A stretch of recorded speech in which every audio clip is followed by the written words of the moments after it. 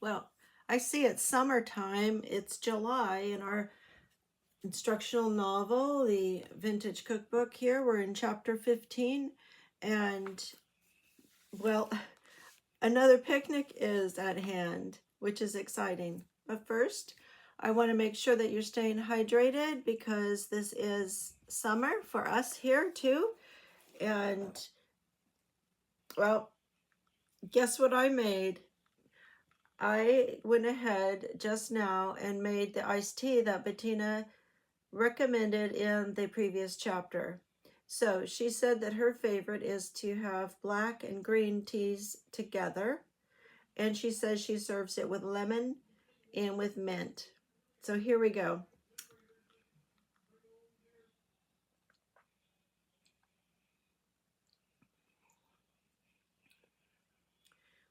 Personally, I guess I don't care for lemon in my tea, my iced tea, as it adds that bitterness. Um, but I think it is very pretty, isn't it? With the mint in there, and it's definitely refreshing and hydrating. So that's good. And in our deep dive, we'll talk about tannins. Okay, chapter 15, a motor picnic. Hello, Bettina. This is Bob. What are you having for dinner tonight? It's all in the fireless cooker. Why? Couldn't you manage to make a picnic supper of it? One of the men at the office has invited us to go motoring tonight with him and his wife, and of course I said would be delighted. They're boarding, poor things, and I asked if we couldn't bring the supper. He seemed glad to have me suggest it. I suppose he hasn't had any home cooking for months. Do you suppose you could manage the lunch? How about it? Why, let me think. How soon must we start? We'll be there in an hour or a little less. Don't bother about it. Get anything you happen to have. It's fine to go, dear. Of course I'll be ready. Goodbye. Bettina's brain was busy. There was a veal loaf baking in one compartment of the cooker, and on the other side some Boston brown bread was steaming. Her potatoes were cooked already for creaming, and although old potatoes would have been better for the purpose, she might make a salad of them. As she hastily put on some eggs to hard cook, she inspected her icebox. Yes, those cold green beans left from last night's dinner would be good in the salad. What else? It needs something to give it character, she reflected. A little canned pimento, and yes, a few of the pickles in that jar. Of course, she had salad dressing. She was never without it. Sandwiches. The brown bread would be too fresh and soft for sandwiches, but she could keep it hot and take some butter along. I'm glad it is cool today. We'll need hot coffee in the thermos bottle, and I can make it a warm supper, except for the salad. She took the veal loaf and the steamed brown bread from the cooker and put them into the oven to finish cooking. How lucky it is that I made those Spanish buns and the bananas that were to have been sliced for dessert. I can just take along whole. When Bettina heard the auto horn and then Bob's voice, she was putting on her hat. Well, Betty, could you manage it? Yes, indeed, dear. Everything is ready. The thermos bottle has coffee in it, piping hot. The lunch basket over there is packed with the warm things wrapped tight, and that pail with the burlap over it is a temporary ice box.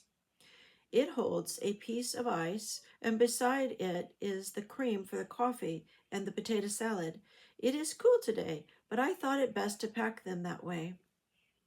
You are the best little housekeeper in this town, said Bob as he kissed her. I don't believe anyone else could have managed a picnic supper on such short notice. Come on out and meet Mr. and Mrs. Dixon. May I tell them that they have a fine spread coming? Don't you dare, sir. It's a very ordinary kind of a supper, and even you are apt to be disappointed. But he wasn't. Bettina's picnic supper that cool day consisted of warm veal loaf, cold potato salad, fresh brown bread, butter, Spanish buns, bananas, and hot coffee. And the recipes here are for the veal loaf and the Boston brown bread. And that's it. All right. Now I think we'll go ahead and go straight into chapter 16 and read it on this same video. And then we'll do our deep dive discussion of the 3 chapters. Chapter 16, Bettina has a caller. The next morning, Bettina was alone in her little kitchen when the doorbell rang. "Why, Mrs. Dixon, how do you do?" she said, as she opened the door and recognized the visitor. "Won't you come in?" It must be admitted that Bettina was somewhat embarrassed at the unexpected call at so unconventional a time. Mrs. Dixon was dressed in a trim street costume, but under her veil Bettina could see that her eyes were red, and her lips quivered as she answered, "Forgive me for coming so early, but I just had to. I know you'll think me silly to talk to you confidentially when I met you only yesterday, but I do want your advice about something. You mustn't stop what you are doing. Couldn't I come into the kitchen and talk while you work?" "Why, my dear, of course you can," said Bettina, trying to put her at her ease. "You can't guess what I was doing. I was washing my pongee dress. Someone told me of such a good way." "Why, could you do it all yourself?" said Mrs. Dixon, opening her eyes wide. "Why not send it to be dry cleaned?" "Of course I might," said Bettina, "but it would be expensive, and I do like to save a little money every month from my housekeeping allowance. There are always so many things I want to get. You see, I'm doing this in lukewarm, soapy water, throwing the soap suds up over the goods. Then I'll rinse it well and hang it in the shade to drip until it gets dry. I won't press it till it is fully dry, because if I do, it will be spotted." "How do you learn things like that?" "Oh, since I've been married, and even before, when I thought about keeping house, I began to pick up all sorts of good ideas. I like economizing. It gives me an opportunity to use all the ingenuity I have." "Does it? I always thought it would be awfully tiresome. You see, I've lived in a hotel all my life. My mother never was strong, and I was the only child. I liked it, and since I've been married, we've lived the same way. I never thought of anything else, and I supposed Frank would like it too, but lately, oh, all the last year, he's been begging me to let him find us a house. And then," Bettina saw that her eyes had filled with tears, "he has been so different. You have no idea, my dear. Why, he hasn't been at home with me 2 evenings a week, and—" "Oh, you must be dreadfully unhappy," interrupted Bettina, wondering what she could say, since she disliked particularly to listen to any account of domestic difficulties. "But why not try keeping house? Maybe that would be better. Why, Bob doesn't like to be away from home any evenings at all." "But you've just been married," said Mrs. Dixon tactlessly. Wait and see how he'll be after a few years." "Well, that's all the more reason for trying to make him like his home. Have you thought of taking a house?" "That was just the reason I came to you. You seem to be so happy living this way, and it surprised me. I knew last evening what Frank was thinking when he saw this little house, and then when you unpacked the lunch. Tell me honestly, did you cook it yourself?" "Of course," Bettina said, smiling. "Wasn't it hard to learn? Why, I can't cook a thing. I can't even make coffee. Frank says if he could only have one breakfast that was fit to eat," and she buried her face in her handkerchief. "Why, Mrs. Dixon," cried Bettina cheerfully, though her heart was beating furiously, "your trouble is the easiest one in the world to remedy. Your husband is just hungry.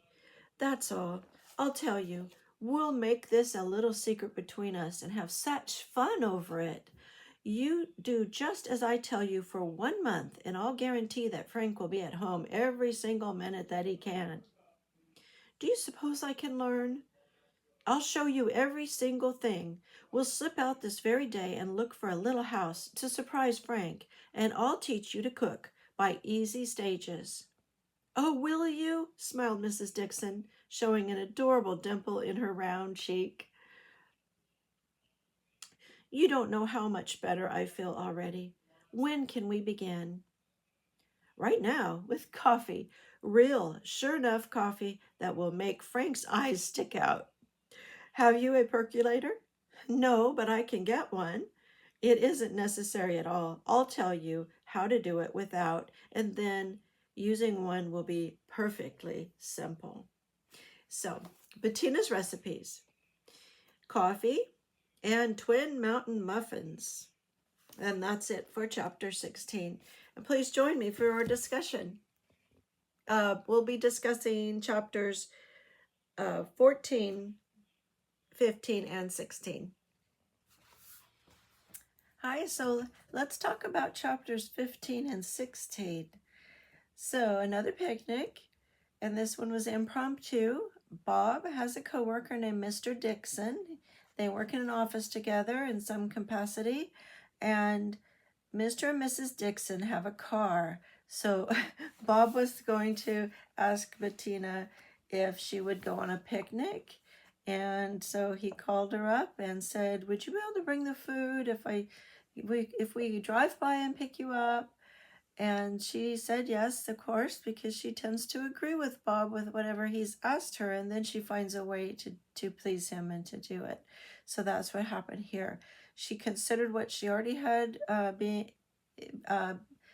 started preparing. She had 2 items in her fireless cooker. So now we find out something we didn't know about the fireless cooker. We find out that it had 2 compartments in it, and that one of them was cooking a veal loaf, and the other one had a loaf of Boston brown bread steaming in the other compartment. So that's something we didn't know about the fireless cooker. 2 completely different foods being cooked, slow cooked at the same time in that device. She talked about how she had some potatoes cooked, so she would decide that she could bring a potato salad, which is, of course, a very much a picnic favorite. And so she quickly hard cooked some eggs. And remember, in another chapter, she warned us not to ever boil eggs when we're doing hard boiled eggs, but to actually just bring them up close to a boil and then simmer them. So she made some of those and mixed the eggs with the potatoes. And she took some cold green beans out of her refrigerator and added those to that potato salad, which is a little different. And she put some pimento, which is a mild sweet pepper, and some pickles in there, and made herself a potato salad to bring. She set up a little ice box. She set up a little cooler kind of thing where she took a chunk of ice and kept the potato salad in it along with some cream, because she was going to bring some coffee in a thermos bottle. So therefore now we know that the thermos bottles have been around since at least 1917, and so that was fun. She made Spanish buns, which I'm not sure. She never mentioned that again, and it's not in the recipe. She talked about the Boston brown bread, so I'm not sure if the Spanish buns were perhaps the form that the Boston brown bread was baking in, maybe in separate buns. And then she brought some bananas also to the picnic. And the warm things were wrapped up together, and the cold things were kept separately on ice in another container, and she was all ready for that picnic. So she also got to meet Mr. and Mrs. Dixon for the first time, and Mrs. Dixon features in chapter 16 because she stops by Bettina's home unannounced one morning. Actually, I think it was the very next morning, and Mrs. Dixon had been crying, and she kind of poured her heart out to Bettina.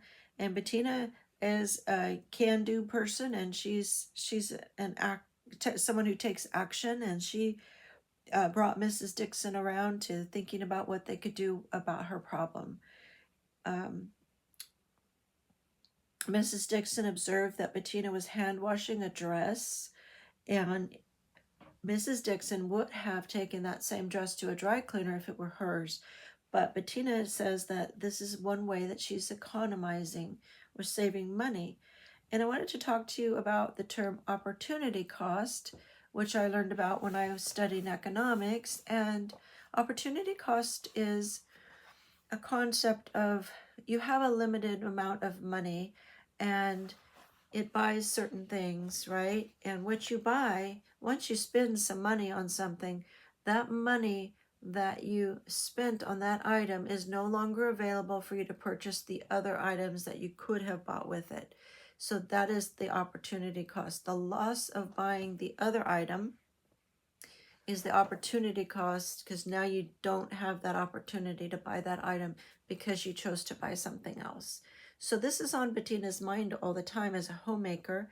She wants to economize so that she will have money to buy some things that she does particularly want to have and not waste it on things that she really wouldn't choose as her first choice.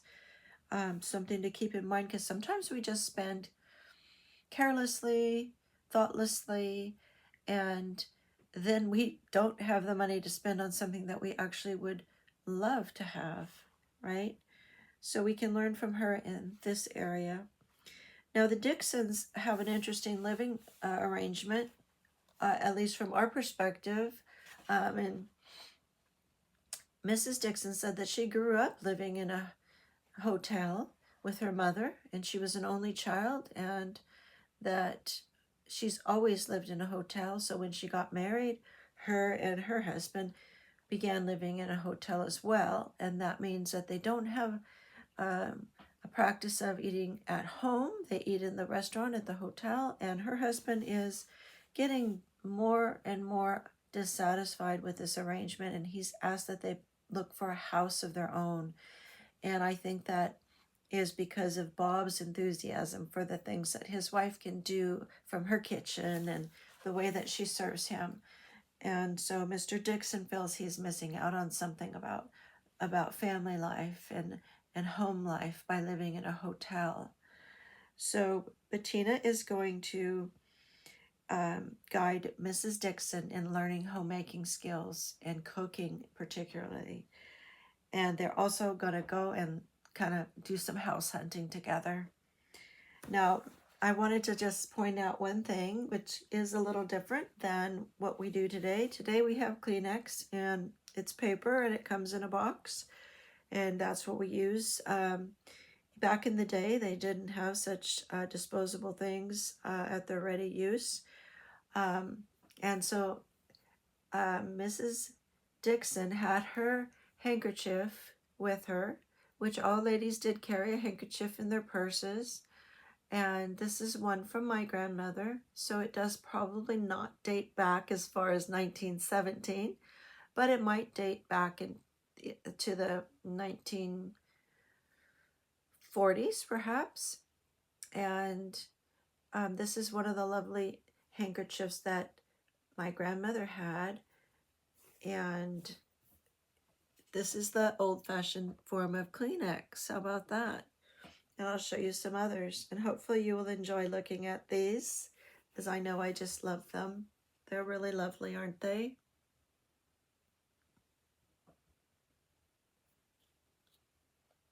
And of course, you did often have your white ones. And this one has a decorative edge to it, which sometimes the women would decorate their own handkerchiefs with crochet edges or with embroidery. And then here's another, a floral. Okay. And again, I could open it up all the way so you could see the entire pattern. Here's one with some blue and yellow. What do you think? You'd have to wash these after you use them, right? So it'd be more laundering to do. This one really looks like 1940s to me. And look how thin this one is. And it has these this pulled work such that it has the openness to it. There's airy. And this one is a state map. Happens to be Ohio, and I have no idea if my grandmother ever traveled there or how she got this one. But isn't that amazing? Yep. Now, the men also carried handkerchiefs in their pockets, and theirs were usually just plain white ones like this. This one doesn't even have anything but just a turned down hem edge to it. And then here's another white one with an even smaller edge, but I kind of think this might have been a lady's one, but it's a very small one. Yep. So there's some of my handkerchief collection for you. Hopefully you enjoyed that. And I'll see you next time when we start on chapter, let's see, we'll be on chapter 17. Thank you for joining me, and happy homemaking to you.